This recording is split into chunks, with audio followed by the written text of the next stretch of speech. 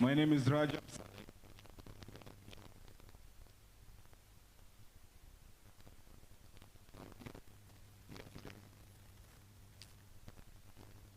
A man lost 5 million shillings.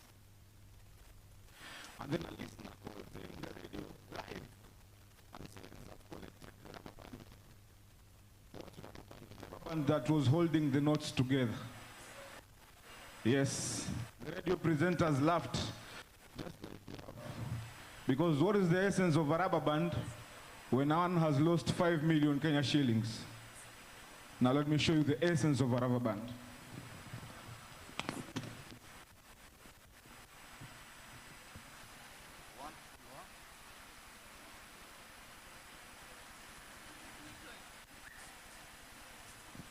That is the essence of a rubber band. A rubber band stretches and then bounces back. It stretches, then bounces back. Thank you, Charlene. Stretches, then bounces back. As human beings,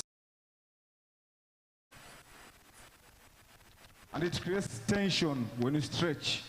We stretch, bounce back. Stretch, bounce back. Sometimes, just like what Charlene is doing, because of a lot of stretching, the rubber band does not bounce back. It creates a new shape. I love calling it bouncing forward.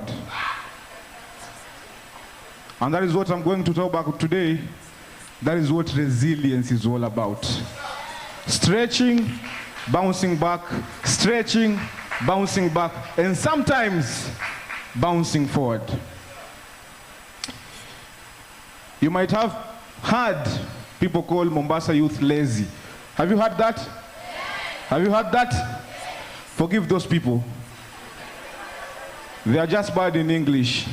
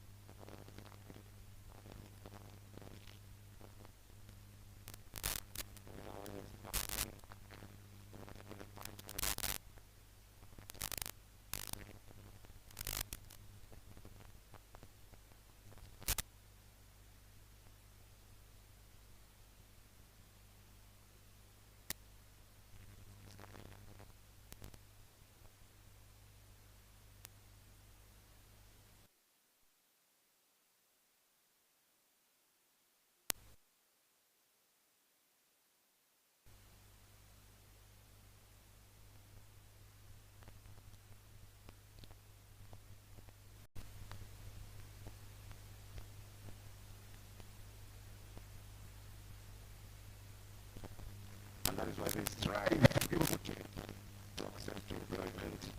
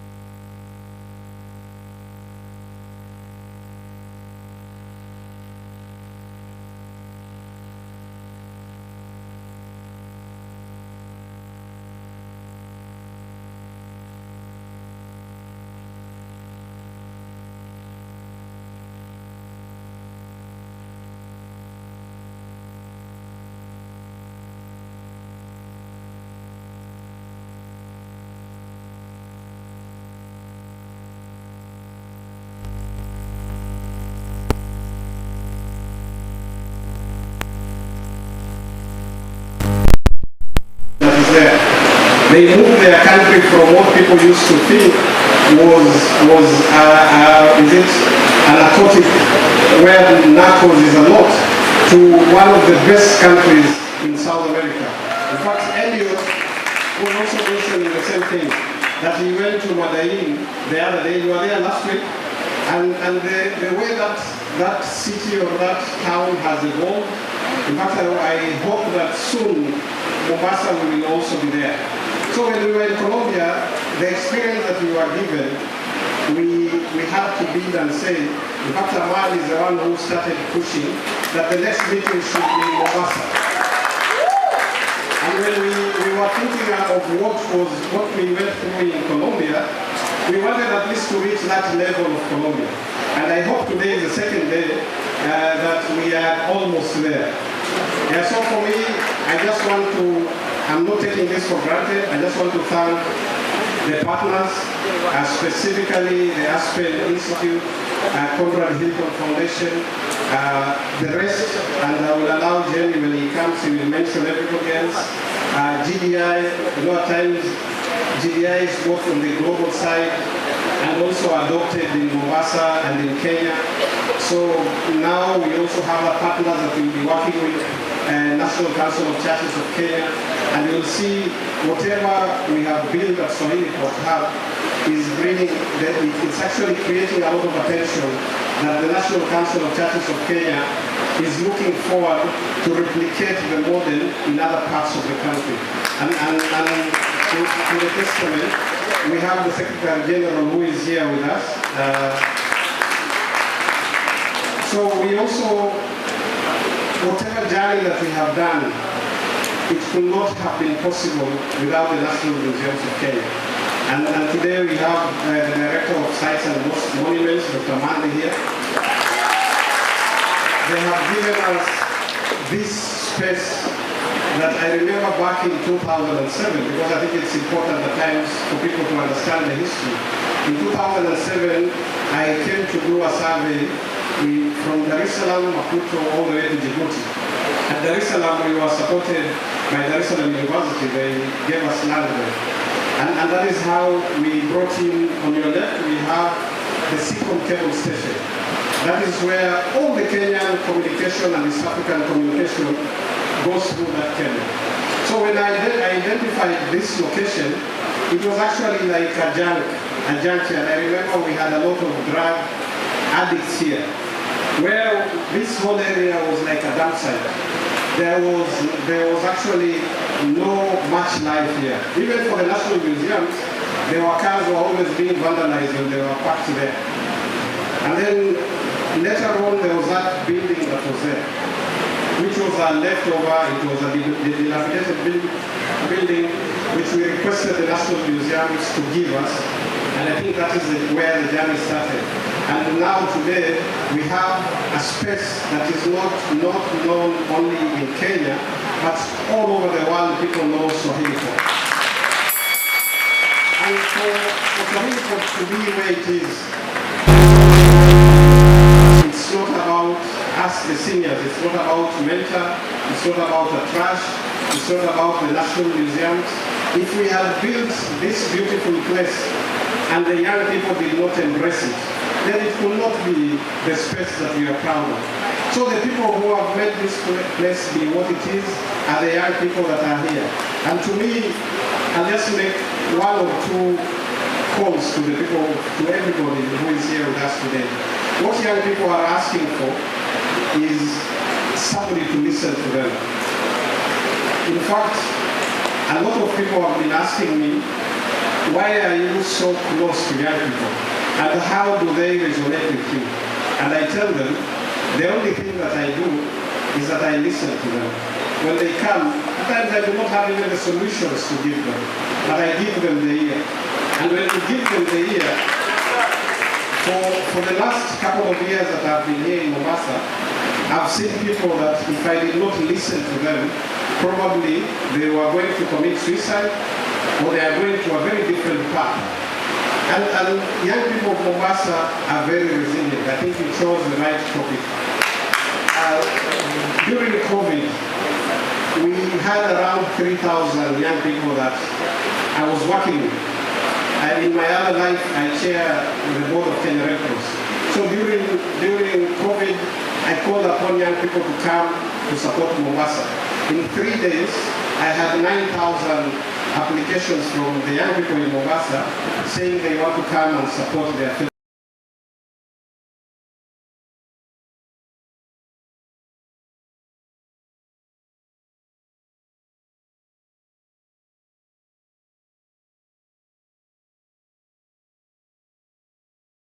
Are locked because of rent.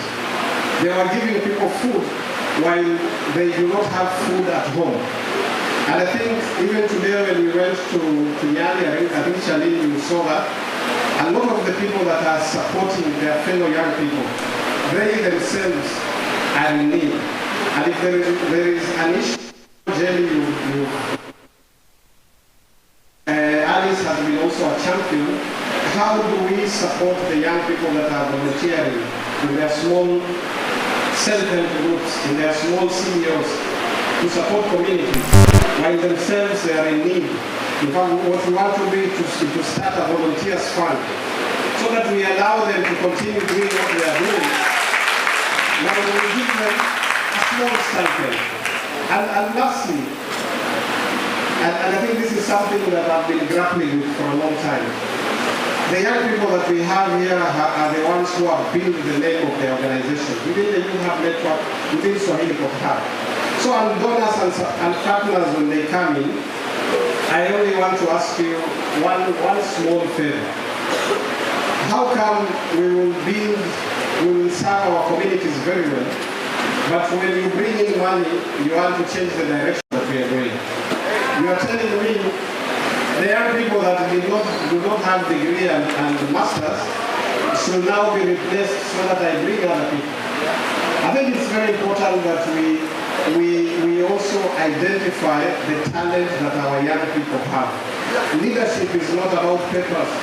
Leadership is not having degrees.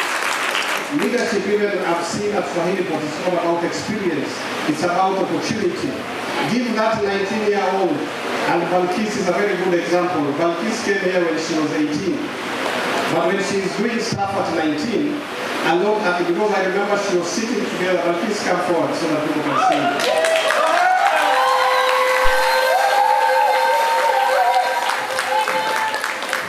So she was actually moderating today at Kisauni Nyali.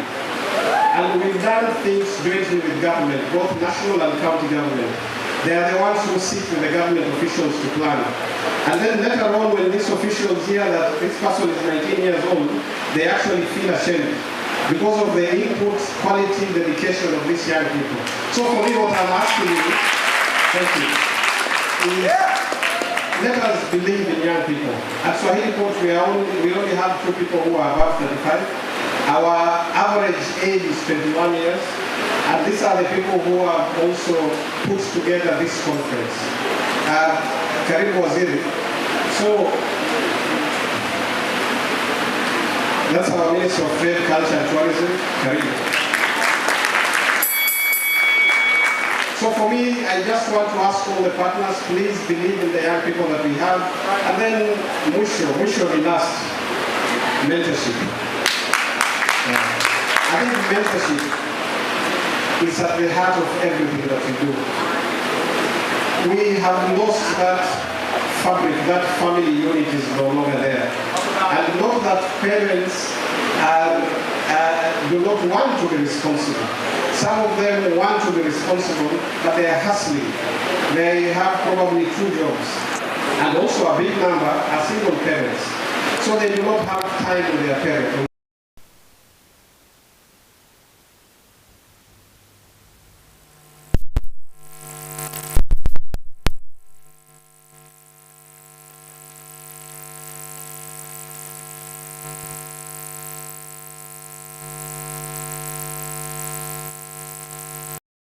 One more person from the neighborhood. That neighborhood can be in LA, in Los Angeles, it can be in Bogota, it can be in Pune, it can be in South Africa, here in Mombasa. In fact, in Mombasa, we have so many mentees. And even those who want to take them virtually, please come and support our program. And maybe at this juncture, I will also, we started a case management program that has been supported by Conrad Hilton Foundation through the Global Opportunity Youth Network. How many case managers are here? Yeah. So these are actually our mentors. What Conrad Hilton Foundation has done, they have trusted us just by coming and seeing what we are doing here. And for the next 3 years, our intention is to make sure that 20,000 young people in Kwale, Kilifi, and Mombasa have access to a mentor. And on top of the case managers, we are putting together a council that will support the case managers. And I just want to say, one of the members who have accepted to be in the council is Shalini Ruto. Asante sana. We will also bring forward the team from Global Opportunity Youth Network and Hilton Foundation so that we can look at the challenges that the mentors are going through so that we support them. This is a journey. Now, I will finish there. I just want to finally thank our chief guest today, who is Shalini. And Shalini, you always put me to shame. Because you came here after 3 months, you are fluent in sign language. You are among the very few high-profile guests, and you've done this almost for the 4th time, so it means it is your character. She will sit with us from the time she comes in 7. If the event is ending at 7 p.m., she will leave at 7 p.m. And she is not surrounded by the normal, you see the security detail and all that. In fact, on day 1 I was worried because I look for you and I can't find you.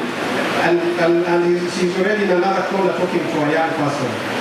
She's very open and please, we thank you for that.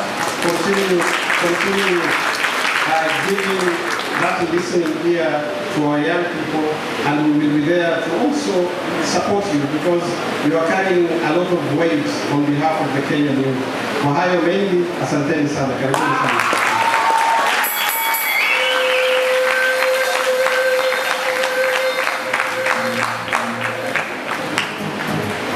So, I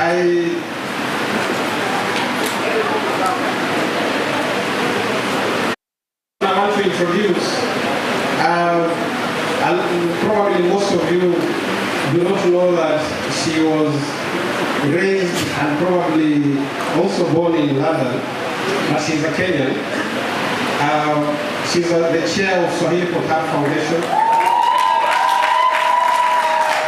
She's a lawyer by profession, but her passion is community. There are very few people who leave well-paying jobs to come and work for the community. And the first day I discussed with her about what we are doing here, she did not even blink. And since then, she's been one of the strongest pillars. She guides our board. I know she calls me, because she's younger than me, she calls me mentor. But I also learn from her a lot. Dr. Sophia Lulu, who is also the advisor, she's also the legal advisor to the Minister of Blue Economy and Mining, Honorable Salim Guria. Karibu sana Boswango. Hata kama ni mdogo lakini Boswango. Karibu.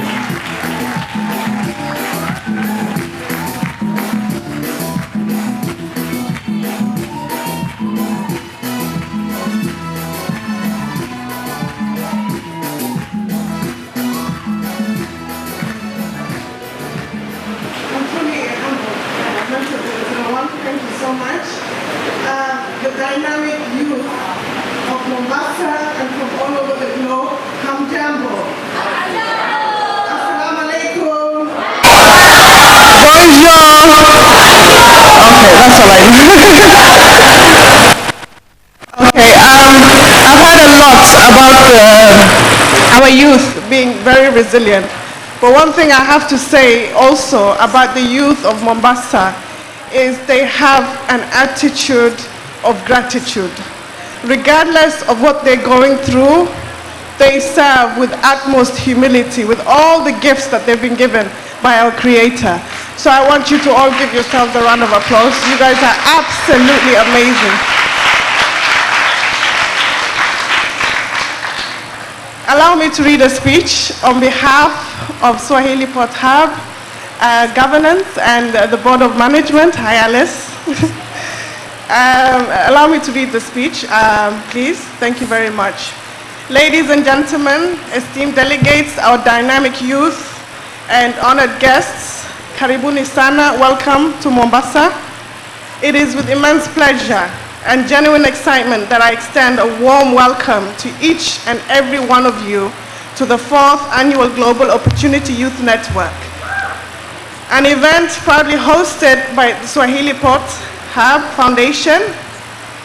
And as the chair lady of the board, I stand before you today with profound sense of honor at a time that demands our unwavering commitment to accelerate inclusive pathways to economic resilience for our youth, the guardians of our collective future. Our theme this year, Accelerating Inclusive Pathways or Economic Resilience, strikes at the very heart of our vision, mission, and commitment at the foundation. We are dedicated to creating a world where every young person, irrespective of their background or circumstances, has the opportunity to fully realize their potential.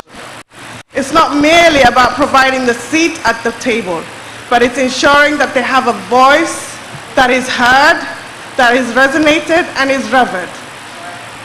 In a world characterized by relentless change, where economic, social, political, technological shifts continually redefine the landscapes, opportunities available to our youth, we must equip them with the essential tools and resources for thriving and contributing meaningfully to our society. The 4th Industrial Revolution is upon us, and in order to harness these opportunities, we must nurture an environment where innovation and creativity and adaptability flourish. This begins with nurturing the dreams and aspiration of our young people. Take, for example, a story of our new sound engineer, Musa.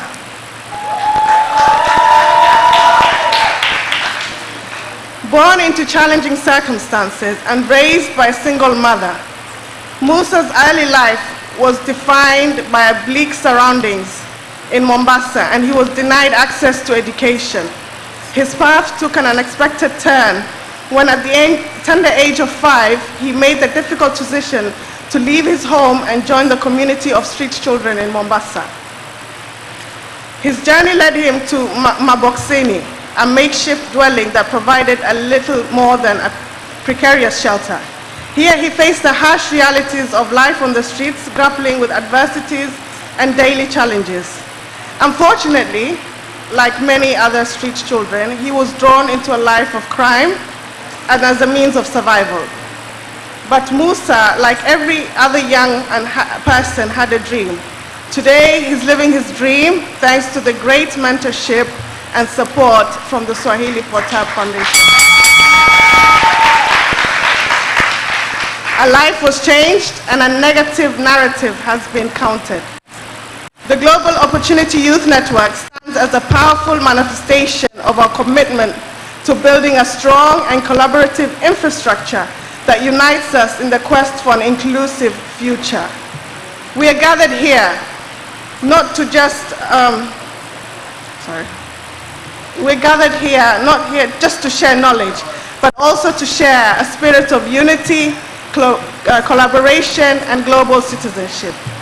Together, we can dismantle barriers, create inclusive economies, and pave the way for a more equitable future for all the opportunity youth across our communities. As we engage in discussions, exchange ideas, and chart the way forward in the coming days, I implore each and one of you to not only consider the challenges, but the opportunities that are ahead of us. Let our deliberations transcend into tangible actions and propel our youth towards an economic resilience.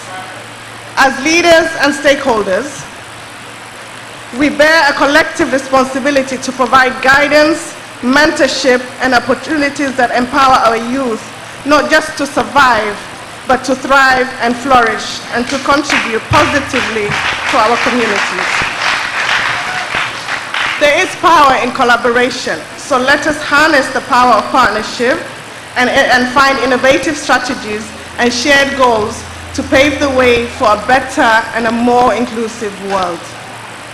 In conclusion, I express my deepest gratitude to each and every one of you for being an integral part of this vital initiative.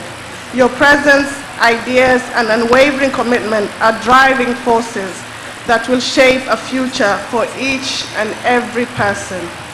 Regardless of their background, they have a future and they have the chance to thrive and succeed. This belief is at the very core of our foundation's vision and mission. Thank you all for joining us on this remarkable journey. Together, let us embark on a path, and together let us make a lasting and incredible impact on the lives of all opportunity youth across the world. Thank you very much. God bless you all. Thank you.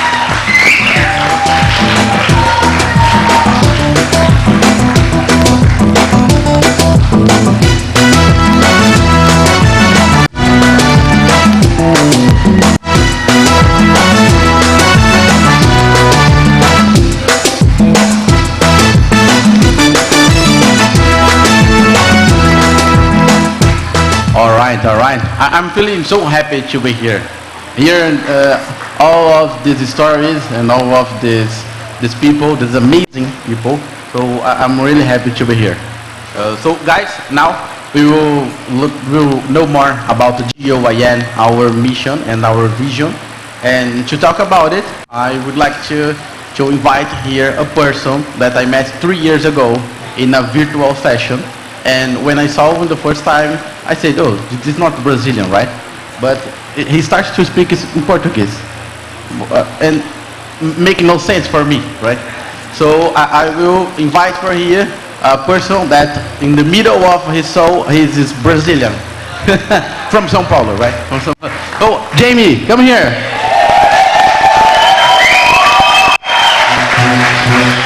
Muito obrigado. Valeu, valeu.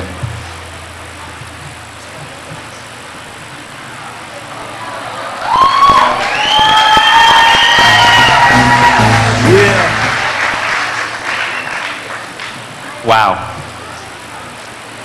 Wow. I think this is going to be my retirement speech because basically I could not even have imagined this 5 years ago when Alice and Sarah from Prudential and Tim from Youth Build, we were sitting around a table trying to conceive of what we could do differently to support youth opportunity around the world. And 5 years later, here we are being hosted in this magnificent setting with colleagues from around the world, including the United States. We didn't call out the United States. We've got a whole group of young people and colleagues from the US. Welcome. I think Jamil's going to move to Kenya after this trip. Yeah. It is really, I mean, I've had a smile on my face since I arrived. This is such a special moment. Mahmoud, I mean, you keep saying you wonder if you've met the standard set last year, but I don't know how India's going to do it next year if we're able to bring this to India. I mean, I don't know. The billboard when you come out of the airport, what are you going to think of next? Oh, it's amazing.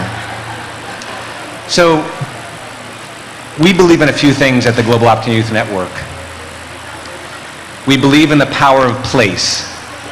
How many of you have had visitors from outside the United States, from outside Africa, from outside Kenya, philanthropists, nonprofits come and say, we have an idea, we have an initiative, we have a program. Would you like to implement it with us? We'll give you some money to implement our vision, our model. We have the answer to youth employment for you. It's this youth mentoring model. It's this youth skilling model. If you help us implement it, we're going to solve your issues related to youth opportunity. We believe that's fundamentally the wrong approach. We don't know what the right solutions are, you do. We believe in the power of communities and young people to define what they need to advance their whole society and in particular young people. So we made this possible. Conrad Hilton has been the major sponsor of this event, and the work here in Mombasa, as well as Mexico City. Thank you, Conrad Hilton. Of leaders and stakeholders who are advancing opportunities for young people in the United States. We've drawn so much inspiration from that work that has informed our work here. We have Accenture, Catholic Relief Services, and now we have a host of new partners that have come for the first time. IRIX, we recognized yesterday. IYF is here. We are really trying to build at the global level a network of partners that cares about the same vision and mission that we do. We're not going to do this alone in each particular community or in a country or in a region. This is a global challenge to move the next generation into productive opportunities so that they can help save this planet and provide for their families and the future of society. At the Aspen Institute, we believe that the power is in people who are leading with values, with dignity, and we want to support that here in Mombasa and everywhere around the world. So as one of the chairman mentioned, we're trying to encourage a movement that starts in place like Mombasa, but then grows across regions and across the globe, and you're already starting it here. So we're really privileged to be with you and be behind you. Thank you. I want to, in a minute, introduce Joel, who's the mastermind of this whole event. But before I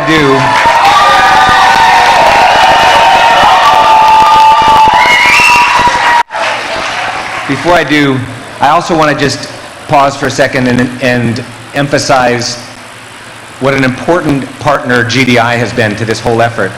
Alice and I first came to Mombasa together to meet with Mahmoud and young people at Swahili Pot Hub, and she and GDI and the team have been deeply, deeply engaged and partnered with Swahili Pot, with the Conrad Hilton Foundation and many other partners in this room to really make sure that this vision becomes a reality and that we're not just creating a platform for young people to lead, but also we're creating an environment where they can really advance their economic opportunities with concrete outcomes that are measured in jobs created, in businesses created.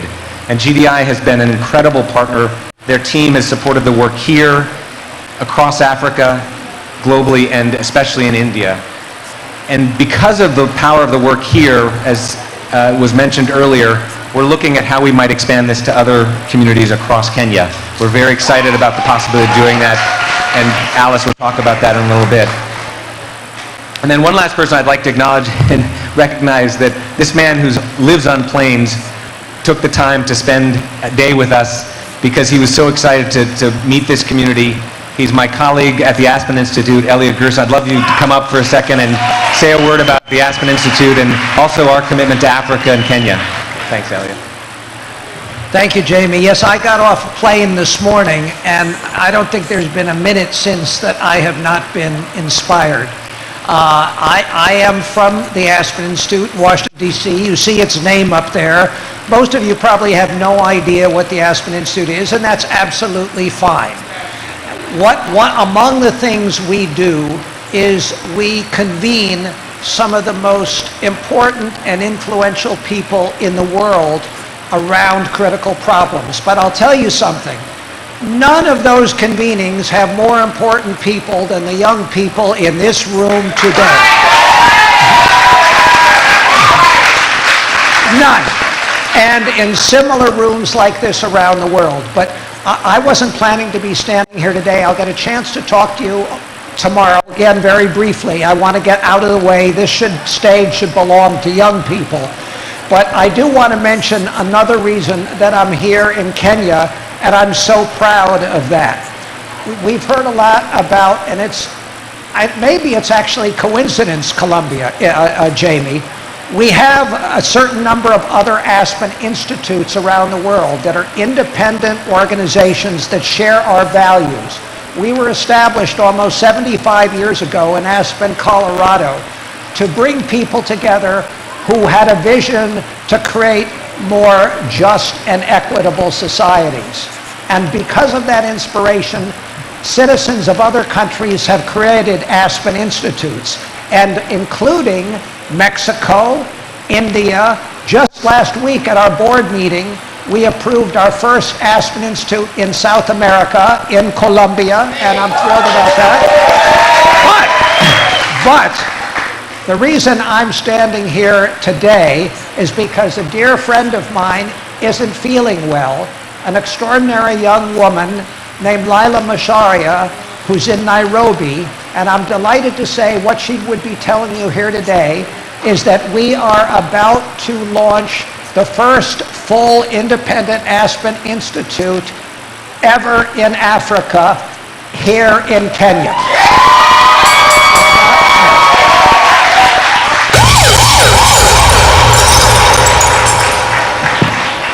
Thanks, Elliot. So Joel, this is your moment. Come on up, buddy. So Joel, everybody knows Joel. Joel is the animator to end all animators. We are so proud of what you've pulled together. He's done it with an amazing team at the Global Opportunity Youth Network. Gabriella, Baktower, Laura. Thanks to all of you for all the amazing work. The whole GDI team that is put together this week with our colleagues at Swahili Pot, the whole agenda that's still to come over the next couple of days. But Joel, tell us about why you're inspired to be here and why you're inspired to work with young people every day. Wow, I do this because you all let me, and you all let me love you. I mean, really. Thank you, Jamie. Thank you. I mean, I am so happy to be in this room and about the configuration of this room, because usually there's a speaker looking at audience, they're looking at him, and in this room, you all can see the beauty that I can see. All you have to do is look around, and you see the beautiful faces, the beautiful souls, the beautiful hearts. Give yourselves a round of applause.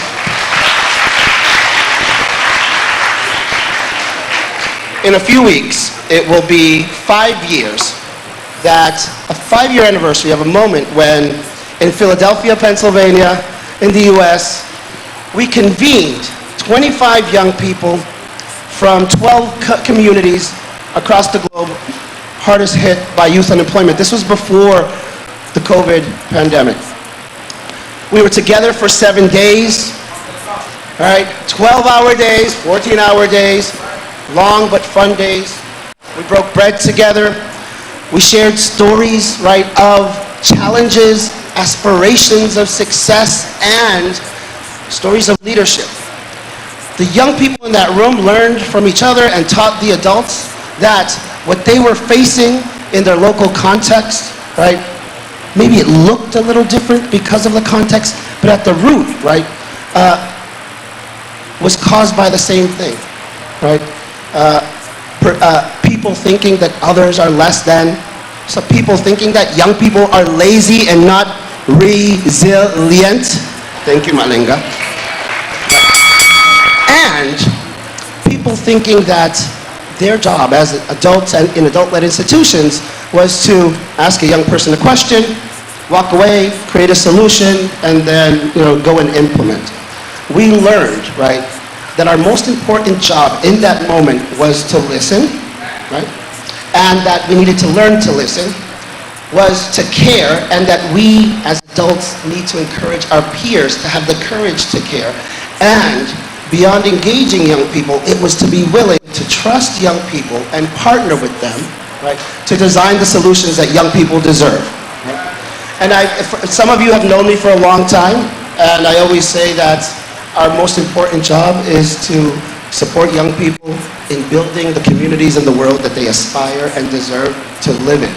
And that has never been more true to me than these past 5 years, where, over the past 5, 6, 7 years, I went from no longer being able to define myself as a young adult, even by the biggest stretch of the definition on a global level, right, to being a very proud, caring adult ally. And what I learned is that I have so much more to learn from the young people. What you see in front of you, right, is the result of listening to young people, of partnering with young people, of designing with young people in mind. And if we are going to solve the world's problems, right, and right now, I think every generation can say right now it's more messed up than ever, but we're at a critical point, right? And if we don't listen, if we don't care, and if we don't embrace young people's thinking, right, and innovation, and think about the world that we're going to leave to them, then we're doomed. And so the hope, right, of the future is in this room. There is a song that I hope we will be able to play at some point by by Damian Marley, and it's called The Living Breed. And he says, "We are the last of a dying breed, the hope of a new generation, those who refuse to die in need and demand for compensation. That is your job. Refuse to die in need, refuse to suffer, and demand the rightful place that you deserve." Okay? I'm sorry my voice is not as good as Damian Marley's, but if you haven't heard it yet during our time together, I'm sure you will, but I will say, as your big brother, adult ally, I love you, and you deserve the best. So,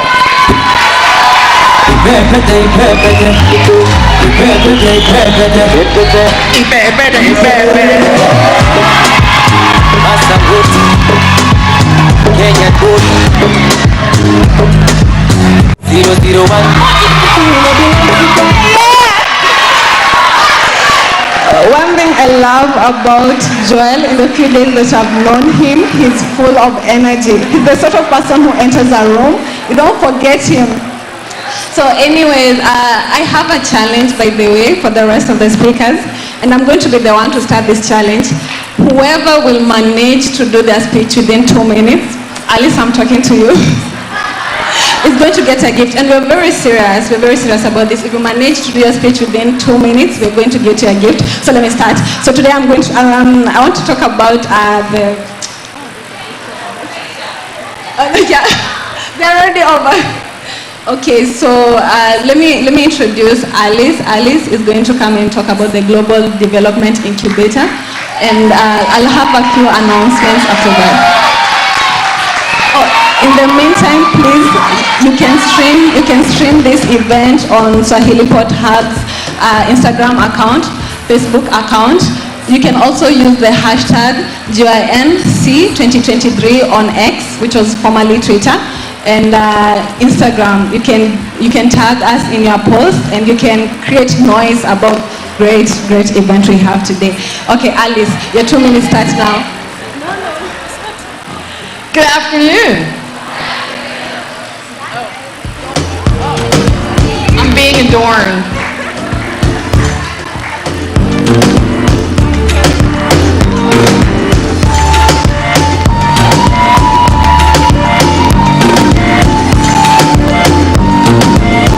Fanya kama unacheza isoko, binyuka basi isoko, fanya kama unacheza, binyuka basi isoko, binyuka Thank you. Wow. Well, for those that know me, know that I'm a very shy person, that I sleep a lot. I don't work very hard. Isn't it? No. Well, what people often ask me is, where do I get my energy? And I have to say, I get my energy from all of you. Incredible.